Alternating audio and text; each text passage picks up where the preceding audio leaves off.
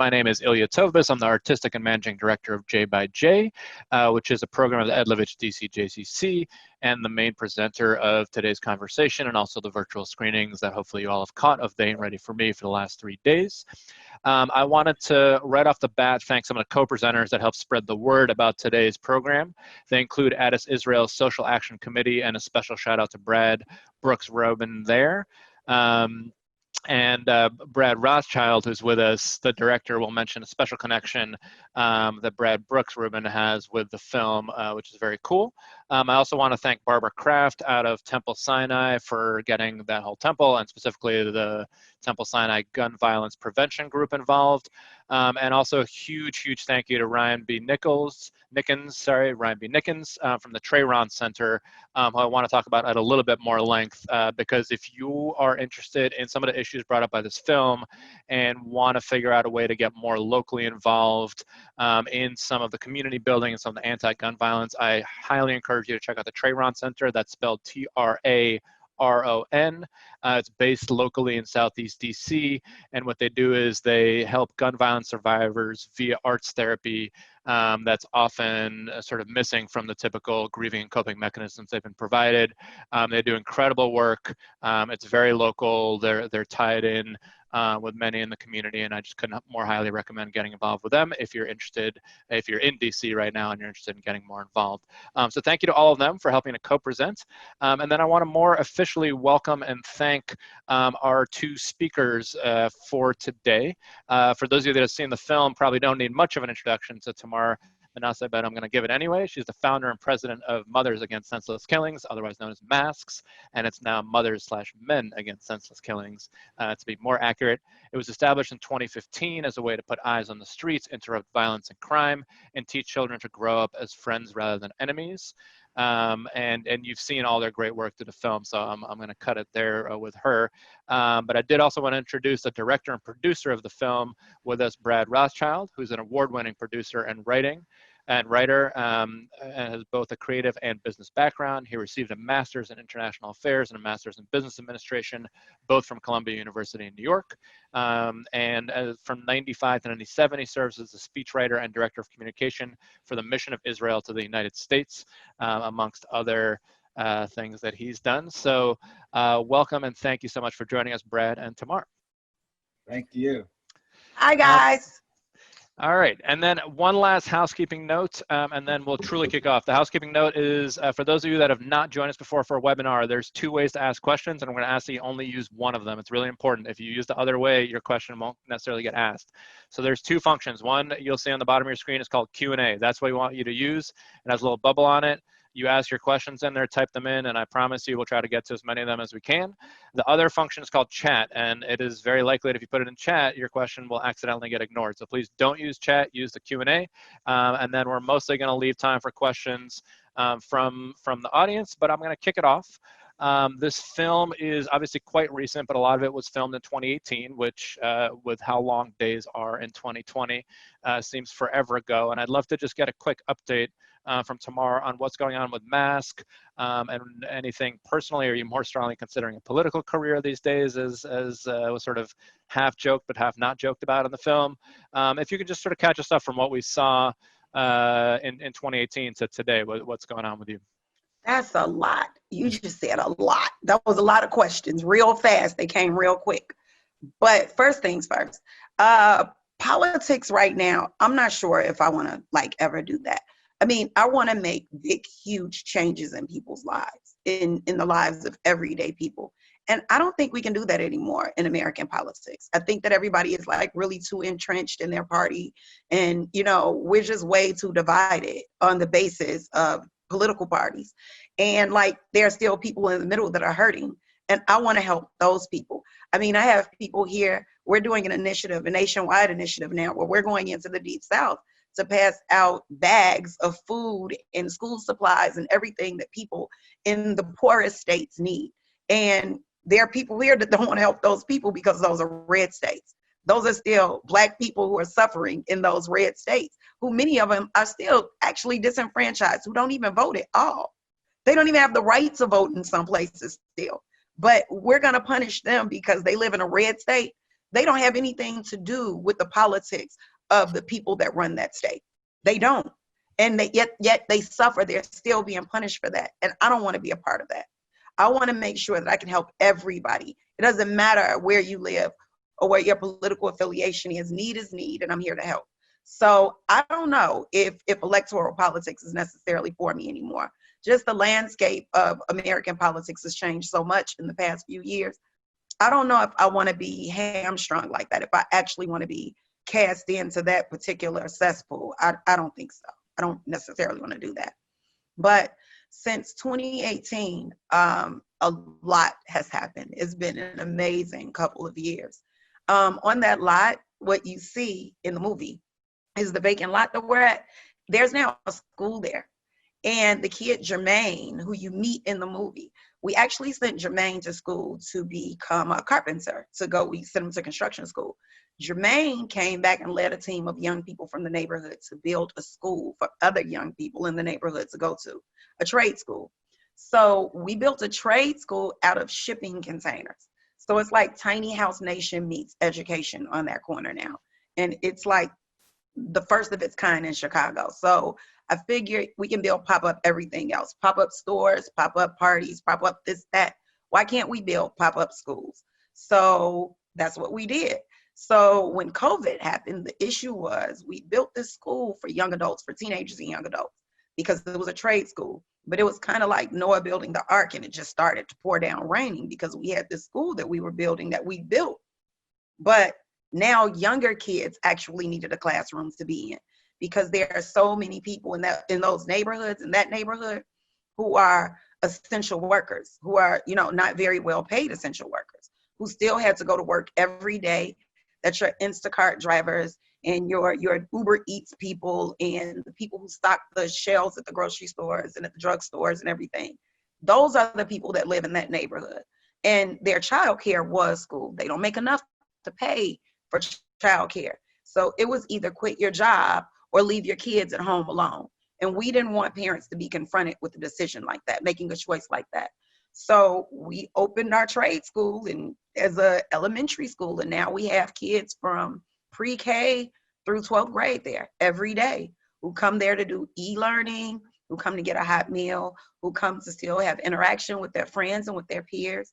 And just adult supervision every day. So, it's been amazing what we've been able to do. We started the national initiative now where mask is hitting, where all of the places where we feel like people need help, we're sharing it, we're spreading the love.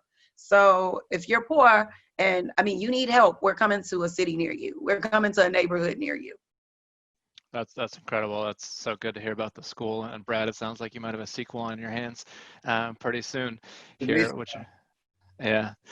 Brad, I did want to turn to you just really quickly because you keep a pretty low profile, though, as you mentioned in our little pre-chat, you do have a few uncredited appearances in the film. Can you talk a little bit about how you came to this story and sort of, just what brought you to it and how you decided to make this film?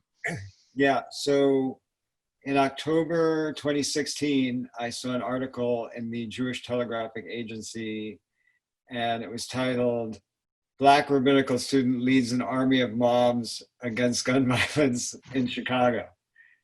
So the headline kind of pulled me in, and I clicked on the link, and I see this striking woman, her pictures at the top of the story, and then I read about this incredible woman named Tamar Manasseh who credits her Judaism for her activism on the south side of Chicago.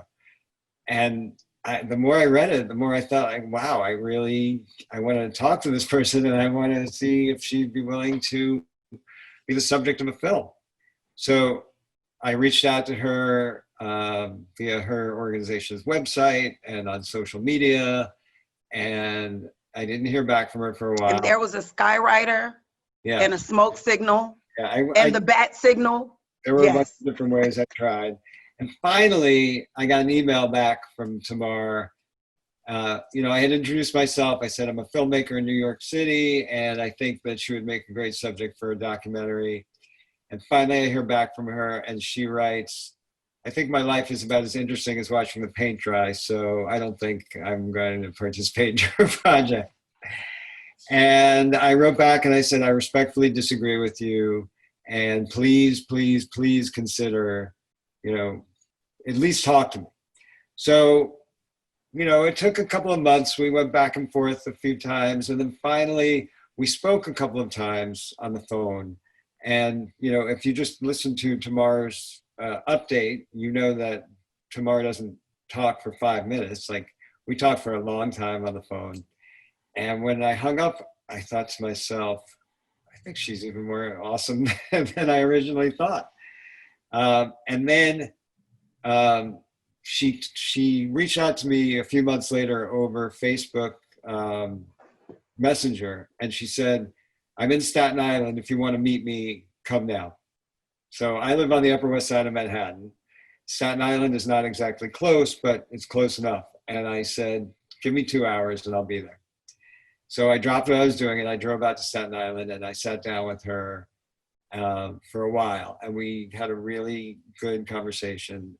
And finally, at the end, she looks at me and she says, yeah, I guess if you want to do this, we can do it this summer.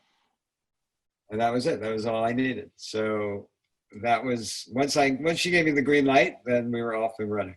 And it was really from the first day of the summer break that I started going back and forth to Chicago that summer to film what became this film. Well, I'm glad you persevered, and Tamar, I'm really glad that you let us all in to see your life. It's an incredible story, and it's just so powerful to hear how it's grown even since 2018. I'm going to start turning. There's already some great questions in the audience Q&A, so I'm going to start weaving those in here. The first one is really simple. From Anita Lampel, she asks, are you, and I'm assuming the you here is Mask, a 501c3 or nonprofit? I'm assuming she wants to help. And how can people help? Yep, we are. We absolutely are. And right now, people want to help.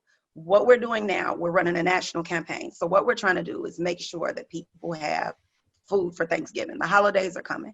And so what we're actually trying to do is we're trying to make Thanksgiving in a bag for families. And we're trying to get, the goal is 5,000 bags. The bags are $25 a piece. People get everything they need for Thanksgiving dinner in a bag. And we will be distributing those bags in Chicago, in Memphis, in Mississippi, wherever people need it, we're going there. So your help is greatly needed. You can go and you can donate on our website, and there's a spot for that. You can even come out and help if you want to actually go and deliver the bags, because we're taking a bunch of people from Chicago down south to help put the bags together and interact with people and build community. That's what we're going to do. So that's what we're doing now. So you can always go and donate. We always need that. And we also need study buddies, because online we've actually set up a tutoring service where people from anywhere in the country can sign up to help tutor kids who are doing e-learning from wherever they are, but mostly it's kids in Chicago now. But you can pick a time, you get matched with the kid, you can tutor them at your convenience in your home. So it's remote tutoring to help kids, because like right now we're dealing with a huge adult literacy issue. And so if parents can't help kids with their work, then how do they become successful students? How do they make it through this whole e-learning thing that they're doing now? So we need as many volunteers to do that. So there are a lot of different ways to get involved and help. Go to our website, www.ontheblock.org. You can find it all there. Great, thank you. I'm going to turn, sorry, go ahead. Yep. I'm sorry, I just typed it into the chat, www.ontheblock.org. Yep. Yeah, so it's all there. So if you look at the chat, and again, ask questions in the Q&A, but do check the chat for this kind of information. Just go to the website, and there's lots of ways to get involved and more information there. I want to go to the next question as these are piling in. Next one comes from Jenny Adler. She says, Tamar, you're an amazing human being, first off. And then she said, what has your relationship with the police been like? And I know we saw a little bit of that in the film. I don't know if that's updated any since 2018 itself. And I mean, you kept it cordial with them, but obviously it's a bit of an uneasy relationship from what I saw.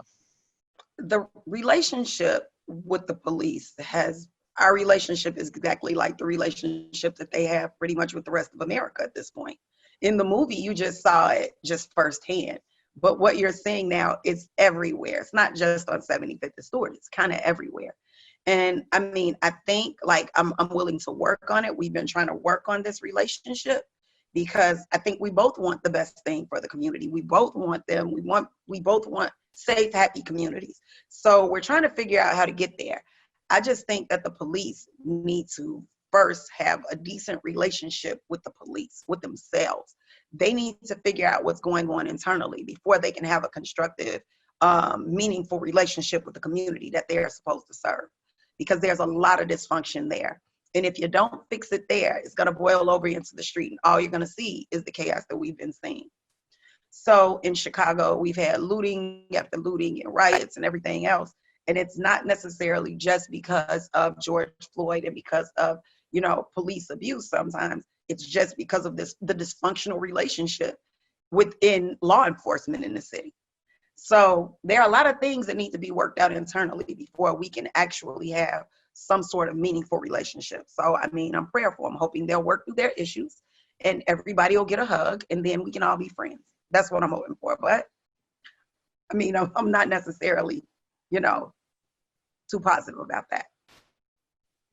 All right, good answer. The next question we have is from Donald Cates. He says, who was voting on your status for becoming a rabbi?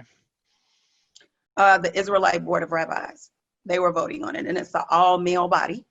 And they have actually, I've been told that I will be receiving smicha at the end of October. I am not sure yet, because who even knows what's going to be going on in the world at the end of October? No one knows. So, I mean, I'm optimistic, and I mean, I'm really hoping that they are definitely people of their word. So let's all just stay watchful. Let's all watch. And I'm going to do a great big webinar when that happens so everybody can tune in and see it so we can all watch it together. But that's who's voting on it. It's a body of men, and they just aren't ready to ordain women yet. Fair enough. I was hoping that update would be positive, and it kind of almost is. But as you say, October seems further away than ever. Cautiously optimistic. You know, I'm cautiously optimistic. But yeah, we'll wait and see. Absolutely. Next question comes from Lois Fingerhut, and you kind of touched on it earlier. Maybe there's a few cities you want to point to. She just asked, what other cities is mask in? Are there any in particular you want to point out? I know it's kind of going all national at this point. New York City is huge. It's one in Staten Island, and it's gigantic. And they are very active and very involved, and we're building a couple more in New York City. But I mean, I see this as something that's going to be pretty much everywhere within the next year or two. I use mask as a vehicle, especially being Jewish and Black. This is the best bridge builder that I can ever think of. We always talk about building bridges between the Black community and the Jewish community. And I literally go to these places and I tell the Jewish community, this is exactly what the Black community needs. And like in Chicago, I tell them what we need. They give it to us. So it goes directly from the Jewish community to the Black community. And that is the best bridge builder that I can think of. There's no middleman. There's no other organizations involved. There is a real relationship that can be formed there. So I really feel good about being able to be a part of this. Not just going to these cities and speaking with the Black community, but also engaging the Jewish community in this as well. This is a huge opportunity for mending fences and for a new sense of togetherness and for changing the ideas and the opinions about what the Jewish community is in the 21st century. So it's no longer just people like Nick Cannon or people like that who are saying this is what Jews are. There are people actually on my block who can say, no, that's not right. I know Jews. I work with them every day. They come down and help. We work together, and this is who they are. So I'm really excited about all of the cities that we're going into and what we can do when we get there. I'm going to skip a couple questions and then come back to them just because there's another one kind of related to that coming from Martha Adler. She says about mask, where are you in the U.S., but specifically because she has close friends in Detroit and is now living outside of Philadelphia. Is your organization in either of those cities? And she also just wanted to say she's in awe of you and so grateful to Brad for the film. Thank you. But yesterday we had a question about a chapter in Philadelphia. The way that this works for us, if we're not called, we don't go there. because we need people in the community to want to engage. We can't come there and fix your city for you. You have to be a part of it. So if you're going to start a chapter in Philly, or if you have people in Detroit want to start a chapter, let's do it. We'll go there. We'll help them get started. We'll help you get started. We'll bring you into the family, and we stay in touch, and we give support, and we do all of that. But we don't go somewhere and tell people what they need. We wait for them to call us and invite us, and then we build a chapter on that. Makes sense.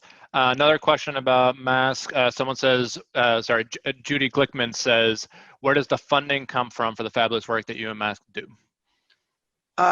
We're like the Bernie Sanders of like community organizations. And since, there are so many Jews involved, instead of $28, every donation is like $18 or $36. That's just how it goes. Everything just adds up. We don't have any real major funders from large foundations. We don't get anything from the government at all. So people really believe in what we do. So all of our donations come from people like you. Great. I'm just continuing to go through this because we're getting a flood of questions, which is amazing. I'm going to try to get through as many of them as possible. The next one comes from Wendy, and it's a bit philosophical. She says, in the film, you talk about Sukkot. During the time of COVID, what is our Sukkot? Where will we dwell this year? We'll dwell 6 feet away from each other, but we'll still have to find a way to dwell together. Sukkot for me is about direction. It's about where do we go from here? We can't stay in the desert forever, but where do we go from here? And I think that's a question that we all have to ask ourselves every year. Where do we go? When we leave the sukkah, when we're done dwelling in the booths, where do we go? And it's kind of like, what are we going to do? This country is a lot going on in this country right now. And right after Sukkot, we're going to have a huge election. We don't know what road this country is, but how are we as Jews going to help be people who direct which way it goes, who put it on the path that it needs to go on? So I think for Sukkot, that's what I'm saying.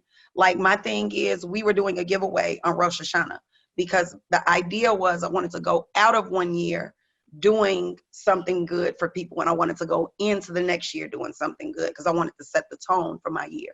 I want that to be what I do all year round. I want to give, I want to help, I want to do that. That's what I want the theme of my year to be. So when we come out of Sukkot, we have to think, what do we want to do as Jews? How do we want to drive this country? What do we want to do? What direction would we like to see it go in? And how do we help it go in that direction? So Sukkot for me is a time of deep introspection.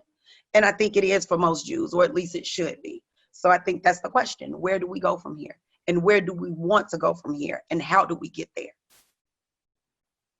I hope that was a good enough answer, right? That was a great answer. I'm wondering, since it was kind of a broad question, I know Brad is thinking about these things. I don't know if you wanted to chime in. If not, we can keep on with more for tomorrow. But do you have any thoughts on Sukkot and kind of taking that message forward and in COVID times, how we do it? How do you top what you just said? You don't? Exactly. All right. We'll keep it moving in that case. All right. Now we have a couple of personal, but hopefully not too personal questions. One from Aaron and Lisa. It says, Tamar, your passion and sense of purpose are very inspiring. What inspired you? And can you talk a little bit more about your parents and how they contributed to your cause? My parents, my mom, my father is deceased. He's been deceased for a while. My mom is just super supportive of everything. She's always been that way. I come from a really supportive family. My grandmother was very supportive. My whole family has always been very supportive of exactly what I do. And honestly, I'm Black. I'm still Jewish, but I'm Black. There are Black kids being murdered. At the same time, we were getting my son's suit made for his bar mitzvah. There were two other mothers on the west side of Chicago picking out suits for their son's funeral. And they were the same age as my son. So I understand that we're Jewish, but we're still Black, and Black boys are dying at an alarming rate. And so it's not like people see my son and say, hey, you know what? He looks Jewish. We're not going to shoot him.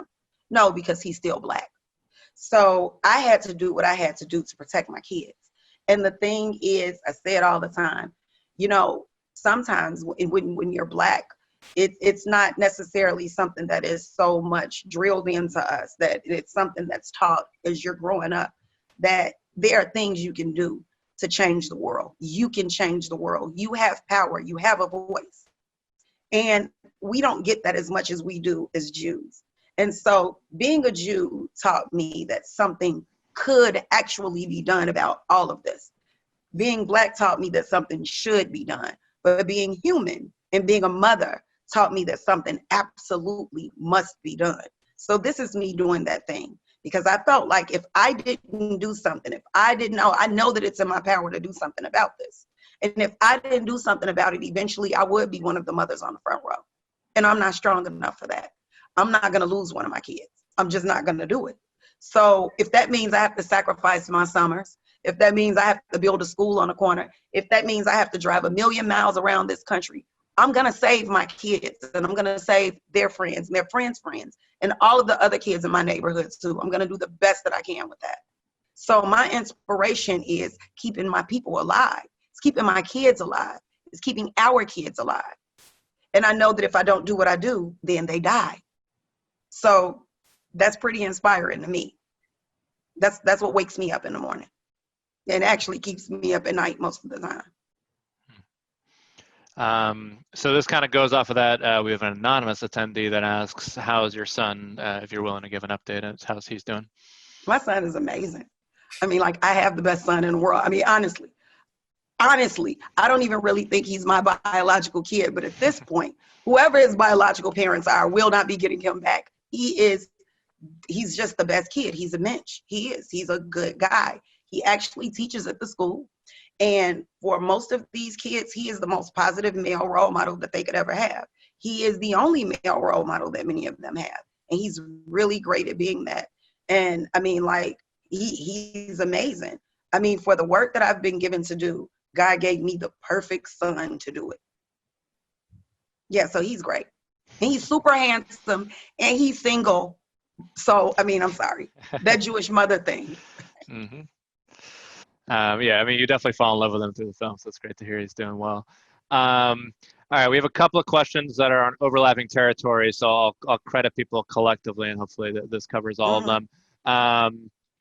So one is Eva, and another is Dick Rousman. That both asked for a little bit more information on your Jewish upbringing. I think you've kind of answered it, but you've also asked how to shape what you do in the community. I think you gave a really solid answer to that already. And then also she asked about how wanting to be a rabbi is going, but again, I think we kind of covered that territory. But there seems to be some more interest in kind of your Jewish upbringing. People are always curious about, how am I a Jew? That's what does the life of a Black Jew look like growing up, because it's so different from everyone else's. So people ask that question all the time. And I can just say that it has made me that much more firm in my faith, that much more grounded in it. I've had to fight for it. I've lived my entire life having to explain to Black people how I'm Jewish, and to Jews how I'm Black and I'm still Jewish. All my life I've been doing it. I have defended my Judaism my entire life. Even in Jewish day school amongst Jews, I still have to do it. It's still one of those things, people still purity test me all the time. So I've had to fight for it. So I'm a bit more protective of my Judaism than other people might be, because it's not something I felt like my mother just gave me because I was born to a Jewish mother. Every day of my life, I've had to get up and I've had to be an actual Jew in the world. I've had to actually represent what Judaism is in the world. And other people, everybody is not expected to do the things that I'm expected to do. They're not expected.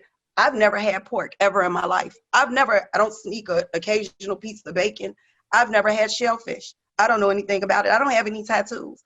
There's no such thing as being a cultural Jew in the Black community. A cultural Jew in a Black community is a Christian. That's what it is.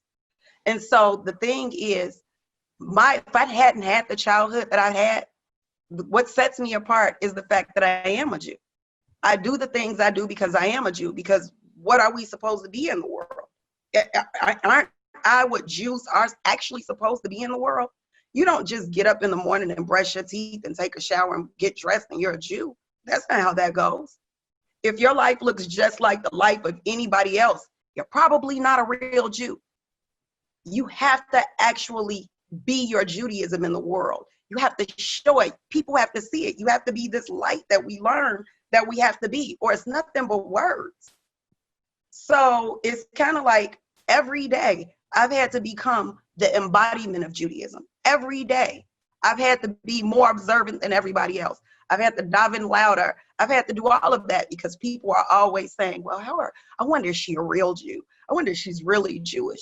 That's how it goes. So what that's done, it's made me a different kind of Jew from pretty much everybody I know. So if it wasn't for Abraham with a tent that was open on all four corners, on all four sides, I wouldn't be sitting on a corner with a tent that's open on all four sides. So it's not just who I am, it's what I do. Or I say, Brad and I always say, how do you Jew? Because you have to do it some kind of way. Because if you don't, just by virtue of your mother, that really doesn't cut it. You have to be this in the world. You have to be the change. You have to be the light. You have to be the chosen people. You have to be those who God called. You have to be it. Because if you're not, then what are you? Very well put. Somebody asked for, this is another anonymous person, so I apologize for not calling out the name, for an update on Jermaine. Is he still volunteering with you? And we heard it a little bit in our pre-chat, Jermaine and built that's very the school. cool. Yeah. Jermaine built, I wish there were pictures that I could show during this. Yes, but Jermaine helped build the school. So Jermaine is now a contractor. He still works with us. He's doing all of that. Jermaine is doing amazing. He is doing amazing. Tomorrow. He was just with us in Memphis. He actually drove the U-Haul full of school supplies and everything that we gave away down to Memphis over the weekend. Tamar, do you want to mention what Jermaine had to overcome while he was going to school? Oh, Jermaine was shot twice at 5:30 in the morning in a drive-by one day when he was going to school. And Jermaine, his friends who he rode to school with, they took him to the hospital and Jermaine was screaming, you need to leave, you're gonna be late for school. I'm fine, go to school. And when I got there, Jermaine was crying because he didn't want to miss a day in school. He didn't want to fall behind. And the teachers actually said, we'll go to the hospital and we'll make sure he gets the instruction that he missed. This won't be held against him. But what was it, 2 days later, Jermaine was at school on crutches with a bullet in his thigh. Well, that says a lot about who he is. Yep.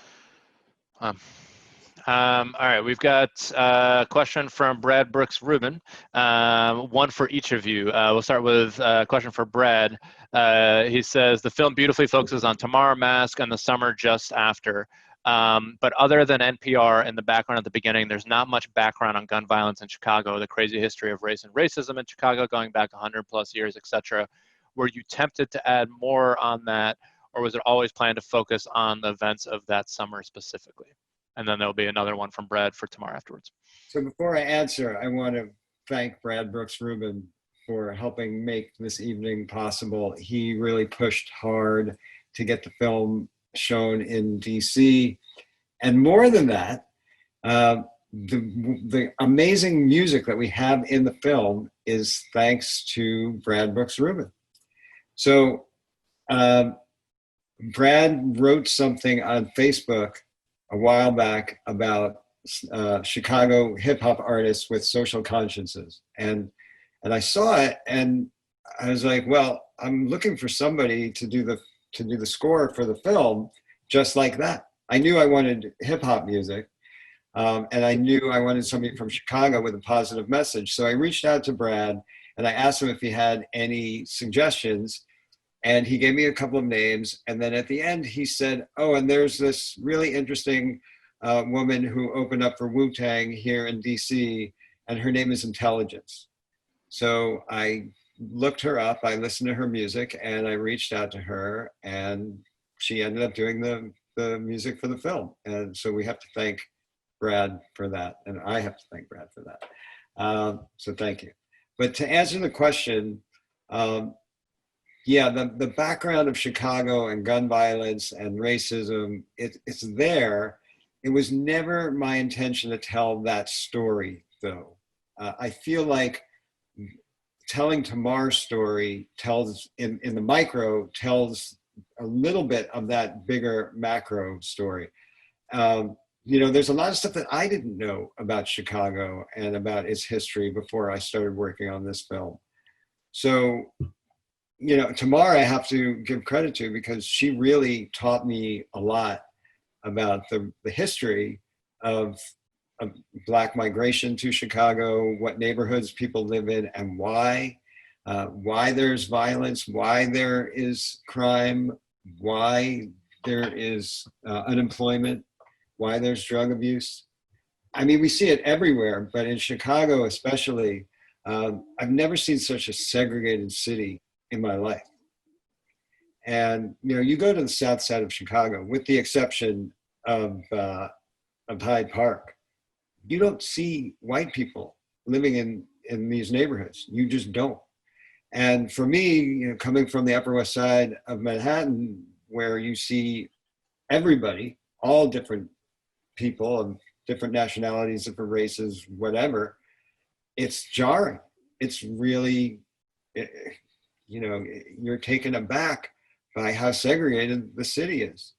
So, I mean, yeah, I think there's definitely room for a film that explores that, but that wasn't really my intention when I set out to make the film. But I feel like, we do some service to it by telling Tamar's story. And now Tamar's got a problem with the dog. It's all right. Maybe the dog was trying to tap us for Brad's other question for Tamar, which is, in the film, we see several Jewish groups come visit. What is your relationship like with the broader Jewish community in Chicago? Are most welcoming, or is there bias against you and your community, as is often faced by Jews of color? Maybe. I think so. I think it's still biased. I mean, after all, they're Jews, but they're still Americans and they're white. So I'm pretty sure there's still some bias. The thing is, I just don't care. I don't pay any attention to it. I'm a Jew because I'm a Jew. I'm here for God. I'm not here for them. I don't do that. So, I mean, I feel sorry for them if they're in that place, but I like to think about the people that I do work with, the people who do support us, the people who are very open and welcoming. I don't concentrate really on those who aren't.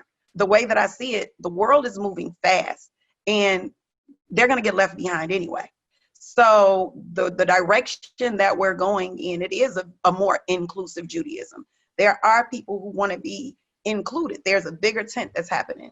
And people who don't want that to happen, they're going to be left out. Not people like me. It won't be on the basis of gender or race. It won't be that anymore. It's just going to be on, I mean, whether or not you're an idiot. That's what it's going to be. So, I mean, I don't necessarily focus so much on them. I mean, I'm sure there's still bias that exists, but it's not my problem. That's theirs. All right, we're going to take one from Dina Gold, and I'm just going to note, as I'm keeping an eye on the time and the questions keep pouring in, I'm not totally confident we're going to get to all of them, but I'll do our best, but we do have to end in about 15, 20 minutes. Anyway, in that spirit, Dina Gold asks, when the film ended, there have been no shootings on the corner or nearby. Can you update us on the situation since the film ended, and of course, particularly what has happened over the last 6 months? Oh, no, there have been shootings. It's been crazy. Chicago has been out of control. And I mean, once again, like I said, I don't necessarily think it's hard to fix this relationship with the police department if they don't internally resolve their issues. And if they don't resolve their issues with city government. So it's not us. The thing is, we do what we can. We do our part. But we can't control what people come from other neighborhoods and do. We can't control that. And since we can't rely on the police to partner with us to make sure that they don't come from other neighborhoods and do these things, or other neighborhoods don't get the same services that we're offering the one that we're in, we can't guarantee those things. We know what works. And until we can convince the city to actually, do these things in other places and make it more readily available for people in other neighborhoods that are challenged like Inglewood, then we're going to keep getting murders. We're going to keep getting shootings. Doesn't matter what we do. We're going to keep getting it because we can't get the people at the top to listen to the people at the bottom. So just what was it, Brad, in July? I gave the police a tip that there would be a shooting, that there would be violence at a funeral. And they didn't listen. And I told them, and I told them, and I told them, and I told them. because the idea is people are always saying, hey, see something, say something. And I said something and they didn't show up for this funeral and they didn't listen to me, and 15 people were shot at a funeral. It was a mass shooting at a funeral because the police didn't listen to what I had to say. So it's not like we're not doing our part, but we can't do it alone. We need help. We need partners in this. If we're going to create a better city, the idea is to teach people how to do this. We can't do it for everybody. I mean, I'm not the mayor. I'm not the superintendent of police. We can present these ideas, but if they won't listen, then honestly, how are they trying to really stop it? What are they really trying to do? We're going to go in a bit of a different direction. There's a two-part question from Sarah Cohen. The first part, I think, was dealt in a bit, but she had an interesting second part to her question, which is how seamless has the acceptance been, or what has the take been on the Jewish traditions and holidays that you're celebrating in the Black community on the block as you've been bringing it there? Everybody is waiting for the Sukkot party. Do you know how many times people have asked me in the past 2 weeks, how is COVID going to affect our Sukkah soiree? People are so excited, like they love these things. We're doing Yizkor on the block for Yom Kippur. And people are going to fast with me because in a neighborhood where there's so much loss and there's so much violence, being just the idea of being able to still connect with a loved one that is gone is huge to them. And the idea of being forgiven. And most of the time, the forgiveness that people are asking for is literally the things that they do to survive. It's the things that they do to feed themselves. They actually have to ask God's forgiveness just for living, just for the way that they live their lives, the way that they survive. Most of us cannot imagine that. Do you have to ask God's forgiveness for going to work every day, doing whatever it is that you do? Probably not, but they do.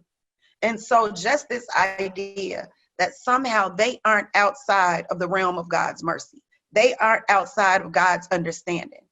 It is huge to them that there's still redemption for them. That is a huge thing for them.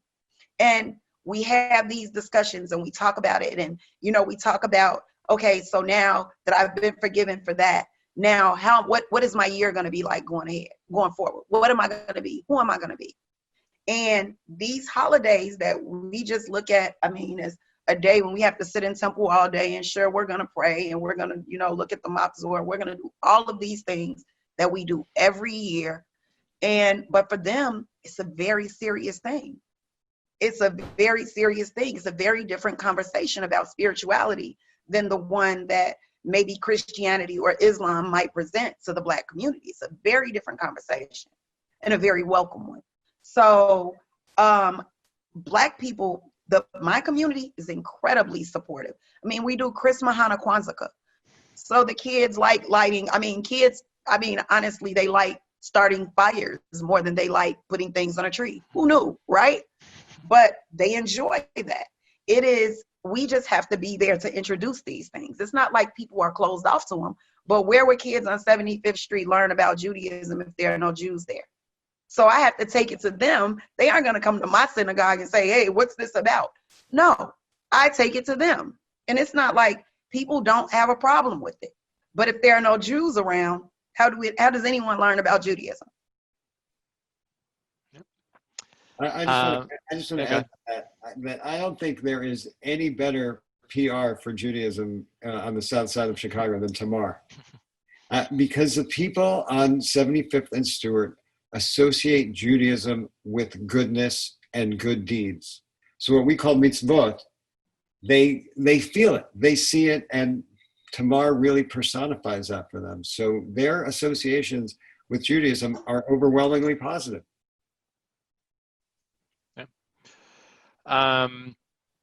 Different direction here from Susan Putterman. She asks, why aren't foundations and large companies and big stars giving you funding? Because they're stupid. I mean, I don't have a better answer. You know what? Once again, I never really think about who's not giving us money. I focus on the people who are, because I could be really upset about, oh, we're doing all of these wonderful things and they aren't noticing us and they aren't giving us this and they aren't doing that. Maybe I need to work harder. Maybe us not being funded by these big by these big corporations and superstars, maybe this just makes me work harder, and I'm okay with that. It makes me be more innovative. It makes me think harder. It makes me do more. So, I mean, I'm okay with that. The reward is in what I do every day. And I mean, sure, we can do more with more funding, but it'll come. It'll come. But for right now, the work is good work. It feels good. It's good for your soul. It makes you happy. So I don't focus on the people who haven't donated or the people who won't. I focus on the ones who do, and I really appreciate them. Next question is for Brad from Nadine Greenfield Benstock. She says, Brad, can you share what were one or two of the most poignant moments for you while you were filming, and how was the experience for you as a white Jew on Stewart Street? Wow, that's a good question. So I'll start with the last part of the question. The experience for me as a white Jew on 75th and Stewart, I didn't, like I said before, Judaism there means something different because of Tamar. So I didn't really feel like, okay, people are looking at me like, they look at me like I'm white. They don't know that I'm Jewish. They just know that I'm white. But I never felt anything other than welcome on that block. And I think now, the most poignant things for me, believe it or not, watching people just enjoy themselves at like the 4th of July fireworks evening and the Labor Day block party that they had, just watching parents and kids interact with each other and just the joy that people had in the little moments. And we show a little bit of that in the film, but that was really what stuck with me, which is, people, no matter where they are, no matter what socioeconomic level they're at,